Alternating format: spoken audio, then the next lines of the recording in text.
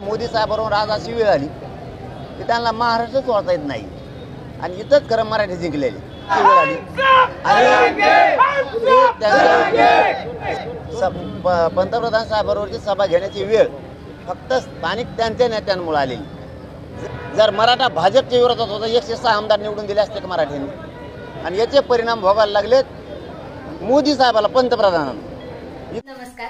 संपूर्ण महाराष्ट्रासह आपल्या जिल्ह्यातील व तालुक्यातील ताज्या घडामोडी मोबाईलवर पाहण्यासाठी तेज महाराष्ट्र वार्ताला जर तुम्ही युट्यूबवर पाहत असाल तर फॉलो आणि शेअर नक्की करा। जर फेसबुकवर पाहत असाल तर नक्की फॉलो करा। तारखेला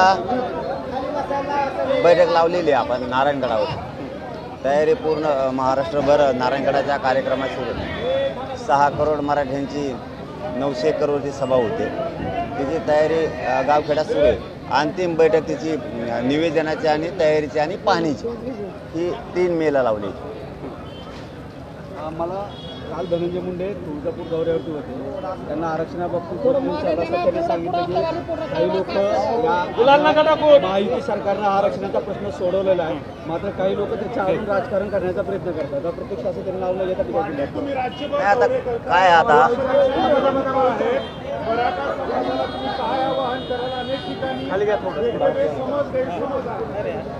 नाही, समज गैरसमज असण्याचं काही कारण नाही।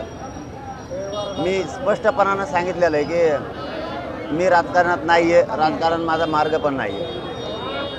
मी ना महायुतीला निवडून द्या म्हणलं ना महाविकास आघाडी, कुठला अपक्ष उभा केला आहे मी तर अजिबात नाही, कोणाला पाठिंबा पण। परंतु पाडण्यातसुद्धा खूप मोठा विजय, निवडूनच यावं उभा राहावं असं काय नाही, पाडण्यात खूप मोठा विजय। मराठ्यांनी पाडायचं सुद्धा शिकलं पाहिजे।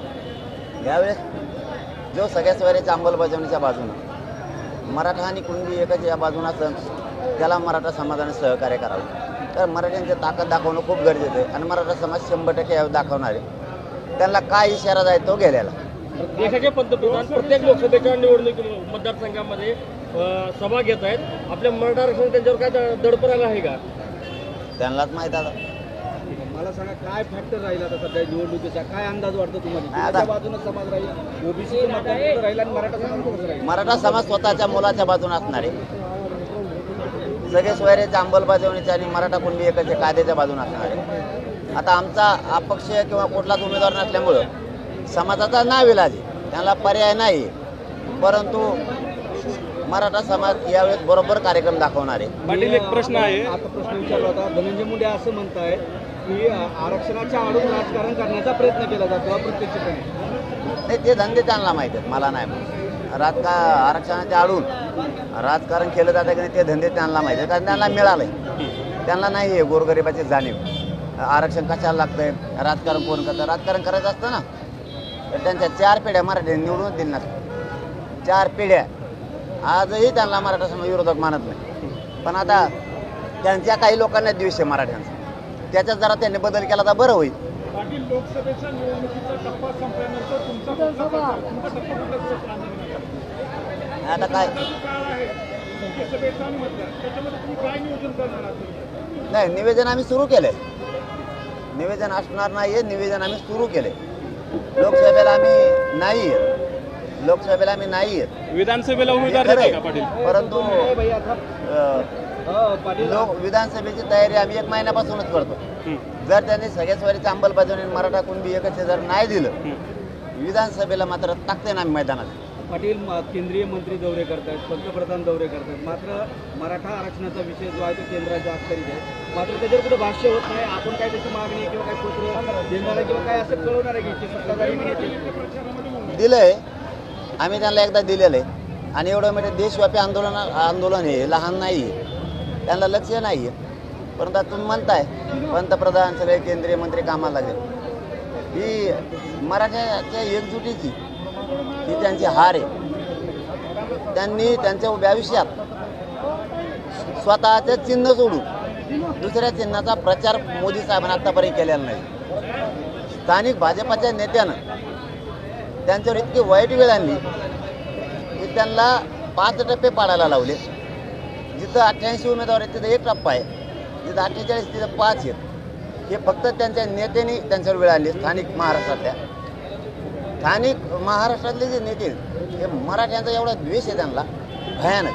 त्यामुळं मोदी साहेबांवर आज अशी वेळ आली की त्यांना महाराष्ट्रच ओळखता येत नाही.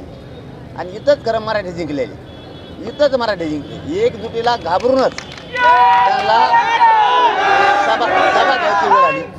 आणि त्यांच्या पंतप्रधान साहेबांवरची सभा घेण्याची वेळ फक्त स्थानिक त्यांच्या नेत्यांमुळे आलेली. जर सगळ्या स्वराज्य अंमलबजावणी आणि मराठा कुणबी एकच कायदा जर पारित नाही केला, यापेक्षाही पुढच्या काळात वाईट वेळ त्यांच्यावरती येऊ शकते. कोणामुळं तर इथल्या स्थानिक त्यांच्या भाजपच्या नेत्यांमुळे. तशा फक्त भाजपच्या नेत्यामुळं पंतप्रधान साहेबांची झाली. याचा पंतप्रधान साहेबांनी इतका वेळ महाराष्ट्राला कधी दिलेला नाही. मराठा आरक्षणाचा परिणाम आहे, मागणीचा परिणाम आहे, त्याच्याकडे दुर्लक्ष केलं का नाही होणार? कधी मराठा चला विचारलं तुम्ही म्हणून सांगतो. आता चला इतक्या पवित्र जागेवर सांगणं हेही माझं एक भाग्यच म्हणतो मी तुम्हाला. इतका द्वेष का बरं केसेस केल्या? मराठा कधी बरं भाजपच्या विरोधात होता? जर मराठा भाजपच्या विरोधात होता 106 आमदार निवडून दिले असते का मराठ्यांनी? सत्तेवर आम्हीच बसवायचे, आमच्याच आई बहिणीचे डोके फोडायचे, आमच्यावरतीच गुन्हे दाखल करायचे. आत्ताही चालू आहेत. आज इतका द्वेष आणि हे फक्त स्थानिक भाजपच्या नेत्यांना. आणि याचे परिणाम भोगायला लागलेत मोदी साहेबाला, पंतप्रधानांना. इथं बसून त्यांना ठाण मांडायची वेळ आली. मराठ्यांच्या एकजुटीचा जिथे विजय. धन्यवाद.